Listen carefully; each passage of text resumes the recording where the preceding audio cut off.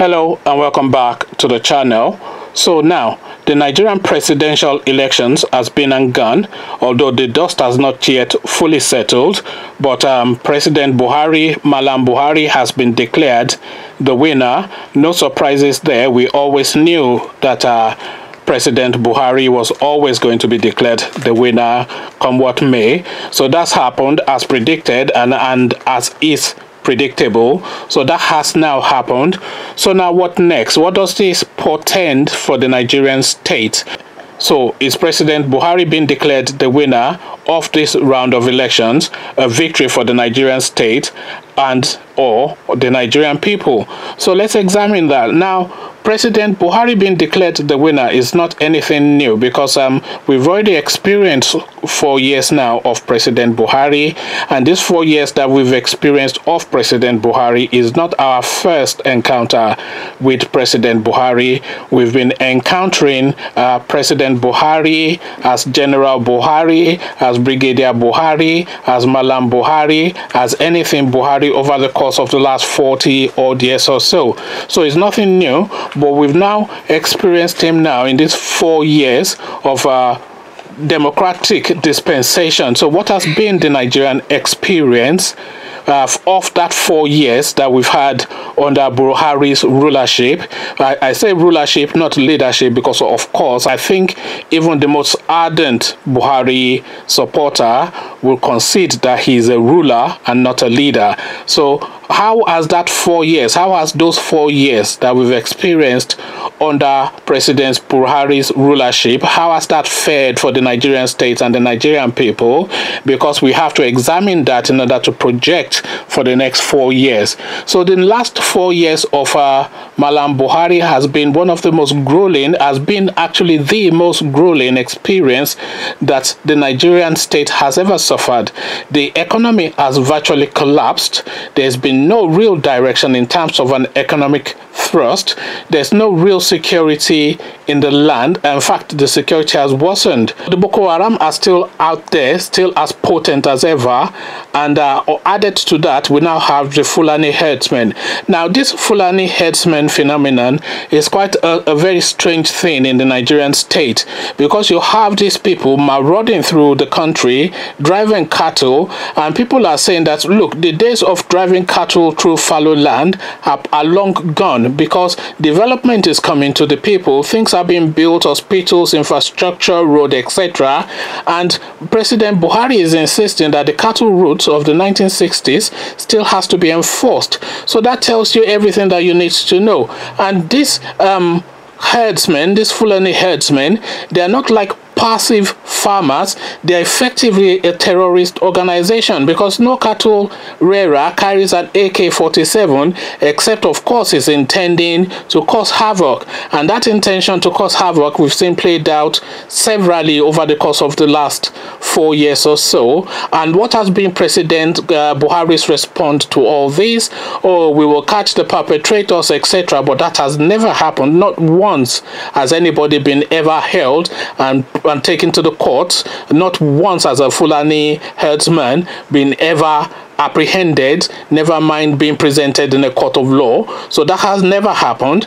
Quite the contrary. What we have President Buhari saying is that these people, that his fellow Fulanis are killing at will, should learn to live with their neighbors. That's like a double whammy. So these people come and kill you, and the person that you are looking to provide security for you is telling you to learn to live with your neighbor. How do you exactly learn to live in your neighbor when you sit in your house quietly and somebody comes into your house to gun you down? So what more effort do you need to make to prevent that?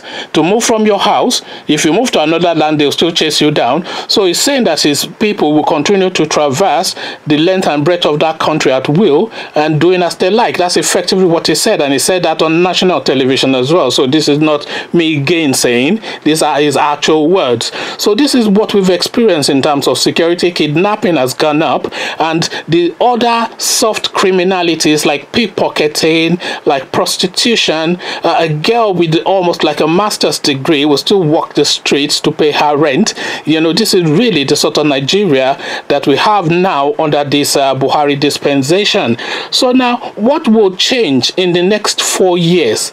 that will be any different from what we have experienced in the last 4 and further down the last 40 years of President Buhari. So what achievement has he gotten that has earned him the right to rule that country for another 4 years again? This is really the question, and this is really the question that is agitating a lot of minds, both in Nigeria and in sympathy of Nigeria, because really you just look to the future and this really strikes you as yet another 4 wasted years. So if we waste another 4 years on top of the 4 years that we've previously wasted, that's 8 years wasted under this Buhari thing. And then that 8 years is a generation, by the way. So somebody that was 30 when Buhari came into government will effectively be 40 or thereabout by the time Buhari leaves. So that is the prime years of his life gone under Buhari. And what would then that Buhari entity have provided him in those 4 years that would have satiated or moved his life forward? This really is where the questions are. So these are the questions that are agitating.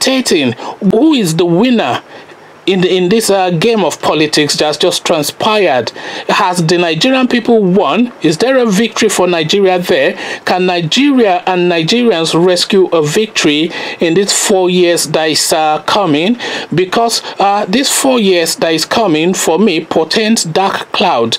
You'll see more mass killing, you'll see more indiscriminate arrest, you'll see more regression in terms of the progression of the nation, and you'll just see the psyche of the Nigerian being beaten down even more. This is really my prediction, and I'm hoping for the best. I'm hoping against hope that my apprehension is completely reversed and I'm surprised, and I'm hoping that somebody will come back to this video in a year's time to come and embarrass me and say, look at all these achievements that Buhari has achieved. I'll willingly take that shame, but I'll be very surprised if I do take that shame, because there's nothing in Buhari's antecedents that suggests that he has anything to offer to progress a nation. We're talking about a nation, by the way, with a very, very young population, 35 thereabouts. I think the cutoff age, if the average age in Nigeria is under 35, and Buhari is an over 80-year-old man. So what really can he offer?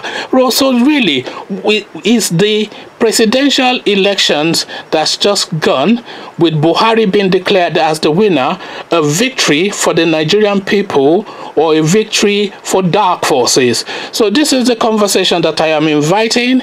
The Nigerian presidential elections, who is the winner? The Nigerian people or the cabals and the dark forces? What does this mean? How do you interpret this question?